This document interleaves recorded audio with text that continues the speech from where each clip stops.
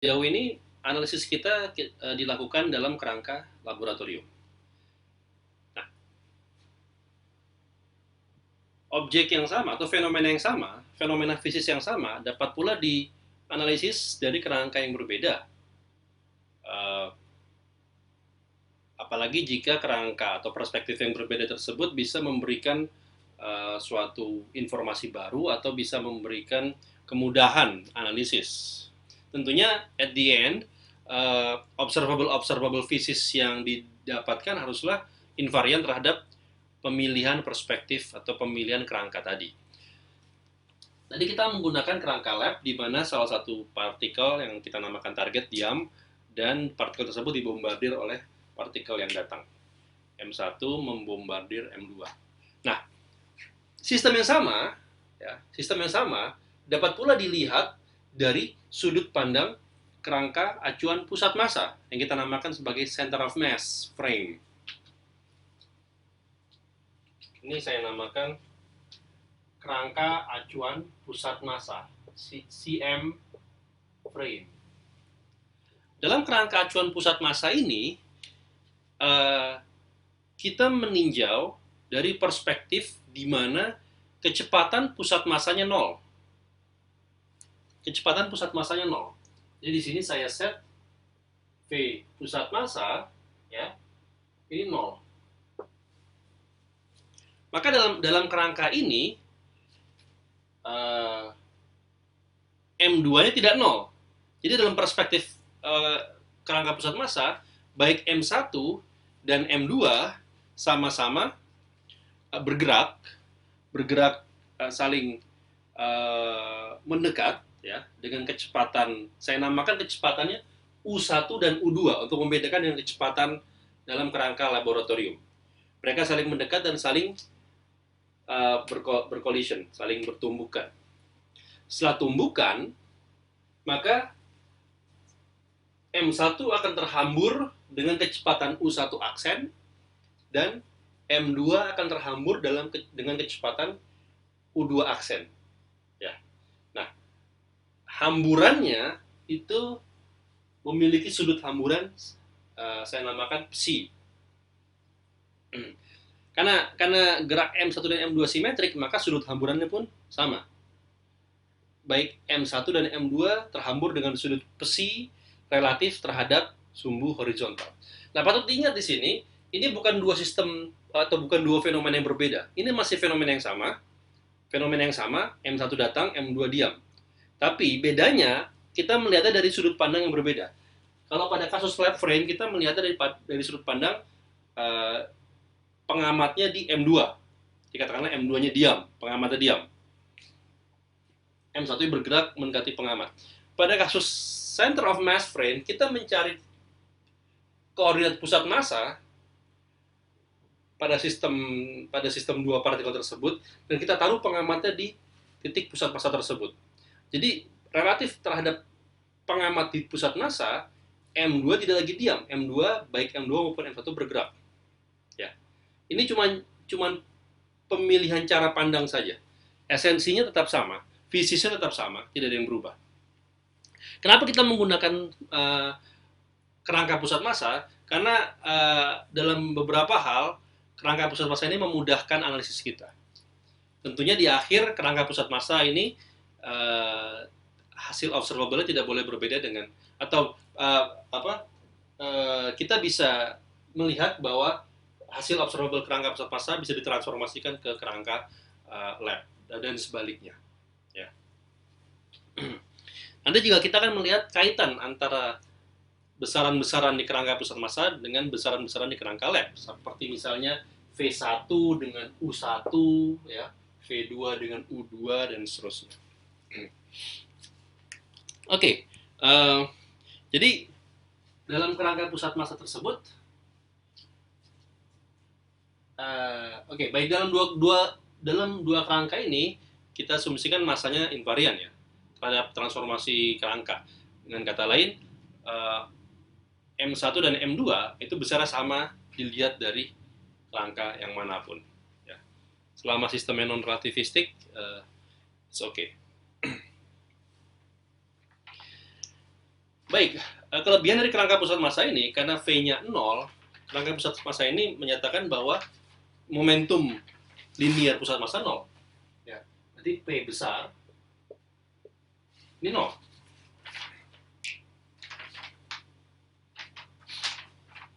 Artinya apa? Artinya momentum total sebelum dan sesudah hamburan, sesudah tumbukan, itu sama-sama 0. Jadi dengan kata lain, saya punya relasi P1 plus P2. Di sini P-nya dalam konteks pusat massa ya. Ini sama dengan 0. Demikian pula P1 aksen plus P2 aksen juga sama-sama 0. Ya. Di sini P didefinisikan P kecil sebagai massa dikalikan U. U adalah kecepatan pada kerangka pusat massa. Ini U ya, membedakan dengan V. Jadi dalam konteks pusat massa bahwa P1 sama dengan minus P2, P1 aksen sama dengan minus P2 aksen.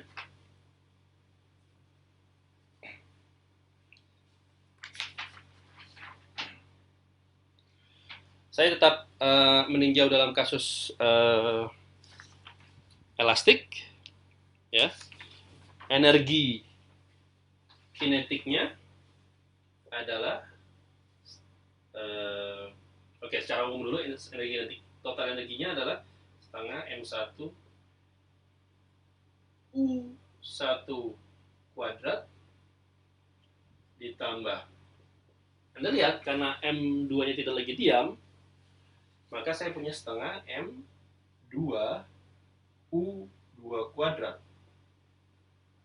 Saya masukkan efek loss of energy-nya dulu, sama dengan setengah M1 U1 aksen kuadrat ditambah setengah M2 U2 aksen kuadrat.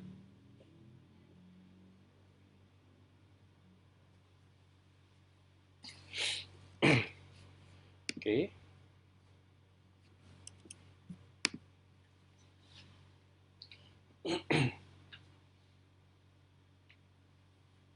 Nah, karena momentum sebelum tumbukan itu sama untuk kedua partikel, ya, maka saya namakan saja momentum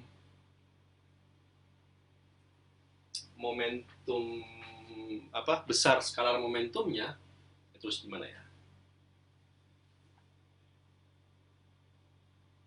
P1 besar skalarnya, ini saya namakan, ini sama dengan P2, ya kan, karena Anda lihat ini sama besar skalarnya, ini saya namakan P saja. Sama untuk yang aksen pun P aksen, ini adalah besar momentum P1 aksen, dan ini sama dengan besar momentum P2 aksen skalarnya.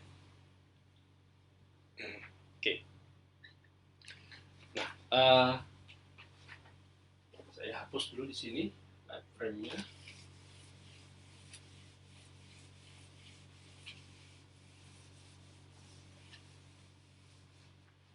Kalau sekarang saya masukkan skalar momentum ini ke dalam persamaan energi, ya, Anda lihat momentum itu kan M dikali U, maka momentum kuadrat adalah M kuadrat U kuadrat. Yang kata lain, persamaan energi ini dapat saya tuliskan menjadi setengah, atau langsung aja, P kuadrat per 2 M1 ditambah P kuadrat per 2 M2 ditambah Q, ini sama dengan P aksen kuadrat per 2 M1 ditambah P aksen kuadrat juga dibagi, maksud saya, dibagi M2. P kuadrat dibagi M2 M1 ditambah P kuadrat dibagi 2 M2 ditambah Q sama dengan P aksen kuadrat dibagi 2 M1 ditambah P aksen kuadrat dibagi 2 M2. Kenapa ininya P dan ini P aksen? Ya karena tadi sama ya. Momentum di sini dan momentum di sini sama, momentum di sini dan momentum di situ sama. Maka ini bisa saya tulis, dua suku ini dapat saya jumlahkan, menyamakan penyebut, ini kan pembilangnya sama, tinggal 1/2 M1 dan 1/2 M2. Anda bisa lihat bahwa ini bisa saya tulis sebagai M1 ditambah M2 per 2 M1 M2, ini P kuadrat plus Q. Sama di sini juga saya punya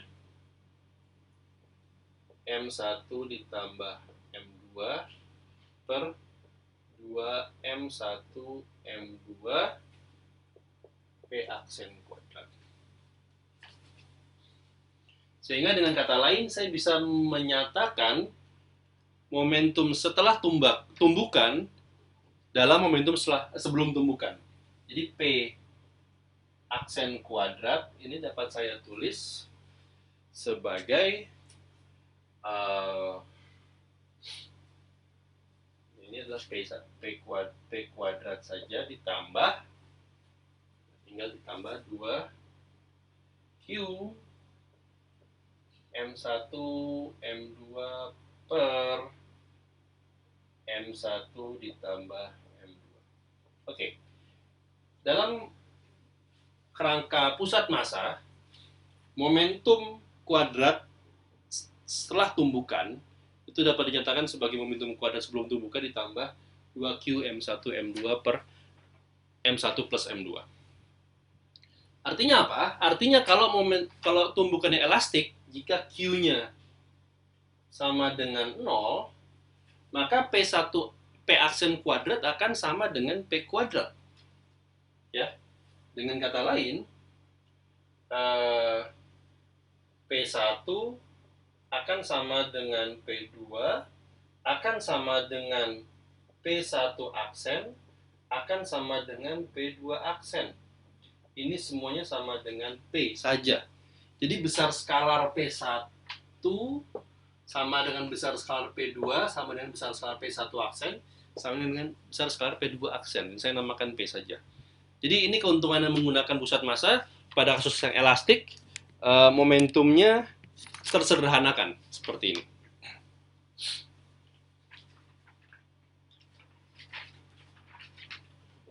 Oke, saya hapus dulu bagian ini.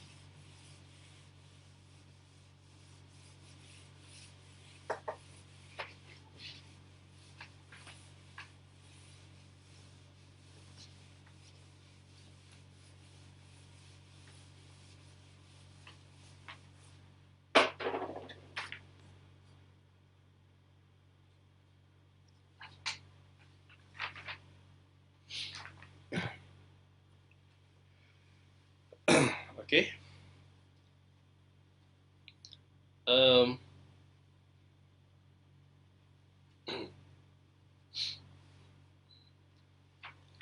Nah, kalau Anda lihat kembali ke left frame sebentar, ya. Kembali ke left frame sebentar. Pada kasus left frame, V2 0. Ya. In the left frame, ya, left V2 0. Ya. Dan Anda ingat di left frame kecepatan pusat massanya adalah tadi M1 per M1 ditambah M2 dikalikan V1. Ya, di left frame seperti ini.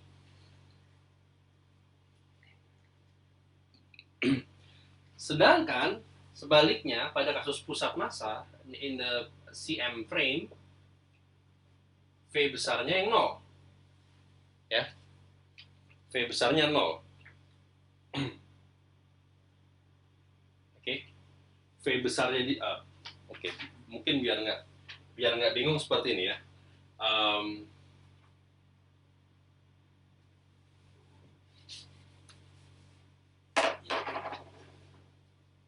Oke, saya namakan V besar itu sebagai kecepatan dari pusat massa sistem dilihat dari kerangka acuan lab. Oke, paham ya? Nah, pada kerangka acuan pusat massa, tentunya kecepatan pusat massanya di set 0, ya kan? Saya nggak akan menulis V besarnya 0 karena ini akan rancu. Jadi V di sini saya definisikan sebagai kecepatan Cm, tapi dilihat dari kerangka acuan lab. Ya. Nah, konsekuensinya apa? Konsekuensinya, kalau kecepatan pusat massa dilihat dari kerangka pusat massa itu 0, artinya U2, ya, U2 itu tiada lain daripada, saya tulis seperti ini, U2 ini tidak lain daripada minus V. Minus V, di mana V-nya adalah kecepatan pusat massa dilihat dari kerangka acuan lab. Oke, biar nggak bingung seperti ini. Kembali ke kerangka acuan lab, sistemnya seperti ini, ya kan? Sistemnya seperti ini. Kita bisa menentukan pusat massa di dalam sistem sebelum tumbukan. Setelah tumbukan, atau gini, kalau Anda lihat kecepatan pusat massa itu searah atau sebanding dengan kecepatan V1 dan arahnya sama, arahnya paralel. Ya kan? Setelah tumbukan, kecepatan pusat massa tetap karena tidak ada gaya eksternal, maka V1 arah ke sini, maka V-nya pun arahnya ke sini. Jadi V di sini adalah kecepatan pusat massa dari sistem dilihat dari sudut pandang lab frame. Nah, Anda lihat pada kasus CM frame, M2 punya kecepatan ke arah kiri. Karena kecepatan ke arah kiri, dan di sini diukur pada kondisi ketika kecepatan pusat massanya 0, maka U2 tersebut itu sama dengan V. Ya, bisa dipahami ya.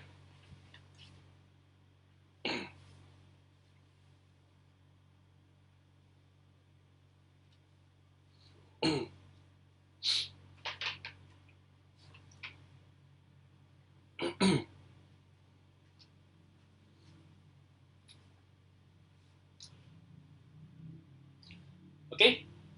Nah, ini U2. Bagaimana dengan U1? Tentunya di sini kita akan mencari kaitan antara U1, V1, U2 dan V2. Dan dengan V besar ya. Kita lihat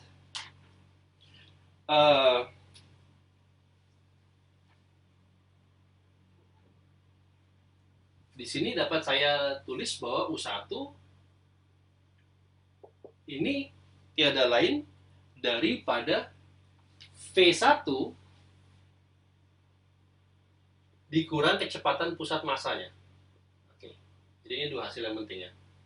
Jadi ini bagaimana kita mengaitkan besaran-besaran di kerangka CM dengan besaran-besaran di kerangka lab. Oke. Ini kita dapat dari logika aja ya.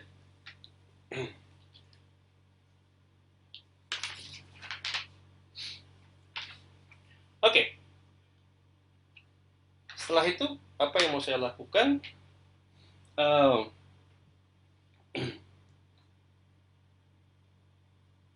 Nah, oke. Sekarang kalau saya melihat U2 di sini kan berarti dari U2 saya punya P2 ya.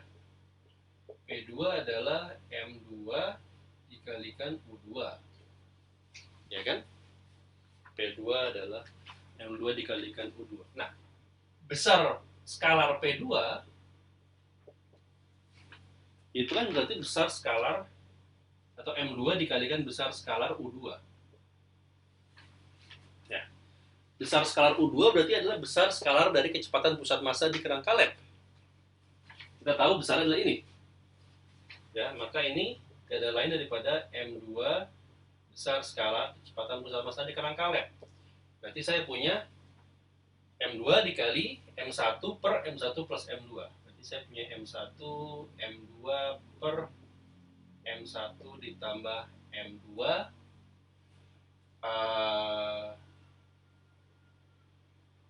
seperti ini. Oke. Ini adalah P2. Tapi kita lihat pada kasus elastik tadi, P2, besar skalar P2 sama dengan besar skalar P1, dan saya namakan P. Jadi ini sama dengan besar skalar dari momentum sebelum maupun sudah dari masing-masing partikel pada kerangka acuan CM. Saya dapat ekstrak dari sini. Ya. Jadi dengan kata lain saya bisa tulis P adalah M1 M2 per M1 plus M2 dari besar skalar V1.